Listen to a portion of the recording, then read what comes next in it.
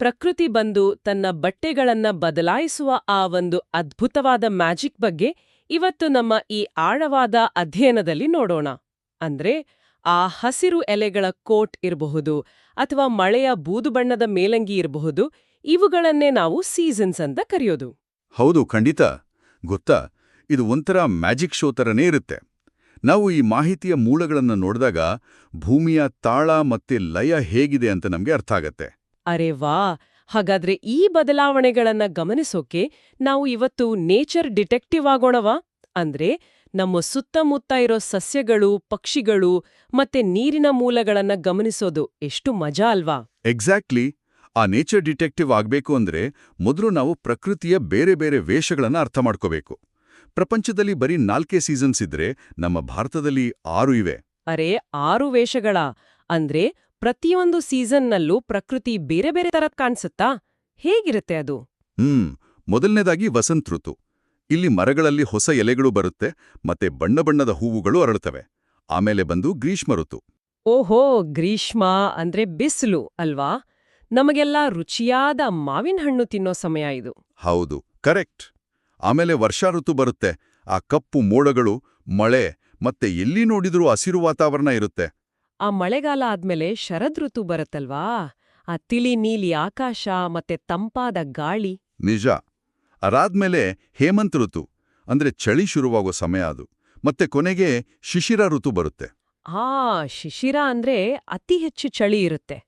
ನಾವೆಲ್ಲ ದಪ್ಪ ಬೆಚ್ಚಗಿನ ಸ್ವೆಟರ್ ಹಾಕೊಳ್ಳುವ ಸಮಯ ಅಲ್ವಾ ಇದು? ಹೌದು, ಖಂಡಿತ. ಪ್ರಕೃತಿ ಹೀಗೆ ತನ್ನ ಬಟ್ಟೆ ಬದಲಾಯಿಸಿದಾಗ ನಾವು ತಿನ್ನುವ ಊಟ ಮತ್ತೆ ಆಚರಿಸುವ ಹಬ್ಬಗಳು ಕೂಡ ಬದಲಾಗ್ತವೆ, ಗೊತ್ತಾ? ಅಂದ್ರೆ ನಮ್ಮ ತಟ್ಟೆಯಲ್ಲಿರೋ ಊಟಕ್ಕೂ ಈ ಸೀಸನ್ಸ್ಗೂ ಏನಾದ್ರೂ ಸಂಬಂಧ ಇದೆಯಾ? ಖಂಡಿತ ಇದೆ. ಈ ಸಮ್ಮರ್ ಕ್ರಾಪ್ಸ್ ಅಂದ್ರೆ ಭತ್ತ ಮತ್ತೆ ಜೋಳ ಬೆಳೆಯೋಕೆ ಹೆಚ್ಚು ಉಷ್ಣ ಮತ್ತೆ ನೀರು ಬೇಕಾಗುತ್ತೆ. ಓ, ಅರ್ಥ ಆಯ್ತು. ಹಾಗಾದ್ರೆ ವಿಂಟರ್ ಕ್ರಾಪ್ಸ್ ಅಂದ್ರೆ ಗೋಧಿ ಮತ್ತೆ ಸಾಸ್ವೆ ಬೆಳೆಯೋಕೆ ತಂಪಾದ ಹವಾಮಾನ ಬೇಕು ಅಲ್ವಾ? ಹೌದು. ಈ ಬೆಳೆಗಳು ಕೈಗೆ ಬಂದಾಗ ನಾವು ಖುಷಿಯಿಂದ ಬೇರೆ ಬೇರೆ ಹಬ್ಬಗಳನ್ನ ಆಚರಿಸ್ತೀವಿ. ಹಾಗಾಗಿ ನಮ್ಮ ಈ ಹಾರ್ವೆಸ್ಟ್ ಫೆಸ್ಟಿವಲ್ಸ್ ಎಲ್ಲವೂ ಪ್ರಕೃತಿಗೆ ನಾವು ಹೇಳುವ ಒಂದು ದೊಡ್ಡ ಥ್ಯಾಂಕ್ ಯು ಪಾರ್ಟಿಗಳು ಅಂತ ಹೇಳ್ಬೋದು ಅಲ್ವಾ? ಎಕ್ಸಾಕ್ಟ್ಲಿ. ಉದಾಹರಣೆಗೆ ಜನವರಿ ಅಥವಾ ಫೆಬ್ರವರಿಯಲ್ಲಿ ನಾವು ಪೊಂಗಲ್, ಮಕರ ಸಂಕ್ರಾಂತಿ ಮತ್ತೆ ಬಿಹು ಆಚರಿಸ್ತೀವಿ. ಮತ್ತೆ ಆ ಹೊಸ ಜೀವದ ಆಗಮನಕ್ಕೆ ಹೋಳಿ, ಯುಗಾದಿ, ಗುಡಿಪಾಡ್ವಾ ಆಚರಿಸ್ತೀವಿ. ಹಾಗೆ ಚಳಿಗಾಲದ ಆರಂಭದಲ್ಲಿ ದೀಪಾವಳಿ ಆಚರಿಸ್ತೀವಿ. ಹೌದಾ? ಈಗ ಚಳಿಗಾಲದ ಬಗ್ಗೆ ಮಾತಾಡ್ತಾ ಇದೀವಲ್ವಾ? ನಾವೆಲ್ಲ ಚಳಿಗಾಲದಲ್ಲಿ ಬೆಚ್ಚಗೆ ಮಲಗಿದ್ರೆ ಕೆಲವು ಮರಗಳು ಕೂಡ ನಿದ್ದೆ ಮಾಡ್ತವೆ, ಗೊತ್ತಾ? ಅರೆ, ಮರಗಳು ನಿದ್ದೆ ಮಾಡ್ತಾವಾ? ಅದೆಪ್ರಿ? ವಿಜ್ಞಾನದಲ್ಲಿ ಇದಕ್ಕೆ ಡೆಸಿಡಿವಸ್ ಅಂತ ಒಂದು ಪದ ಇದೆ.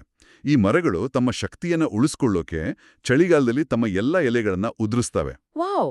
ಇದು ಸರಿಯಾಗಿ ನಾವೆಲ್ಲ ಚಳಿಗಾಲದಲ್ಲಿ ದಪ್ಪ ಕಂಬಳಿ ಒದ್ದು ಗಾಢ ನಿದ್ದೆಗೆ ಜಾರುವ ಹಾಗೆ ಇದೆ ಅಲ್ವಾ? ಹೌದು ಹೌದು.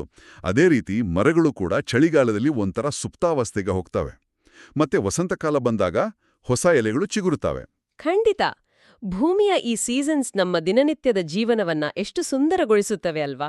ನಿಜ.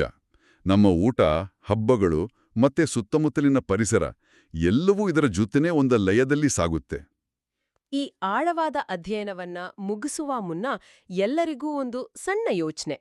ನಾಳೆ ಹೊರಗೆ ಹೋದಾಗ ನಮ್ಮ ಸುತ್ತಮುತ್ತಲಿನ ಮರಗಳು ಈಗ ಯಾವ ಹೊಸ ಕಾಸ್ಟ್ಯೂಮ್ ಹಾಕೊಳ್ಳಲು ತಯಾರಾಗ್ತಿರ್ಬೋದು ಅಂತ ಒಮ್ಮೆ ಗಮನಿಸೋಣ.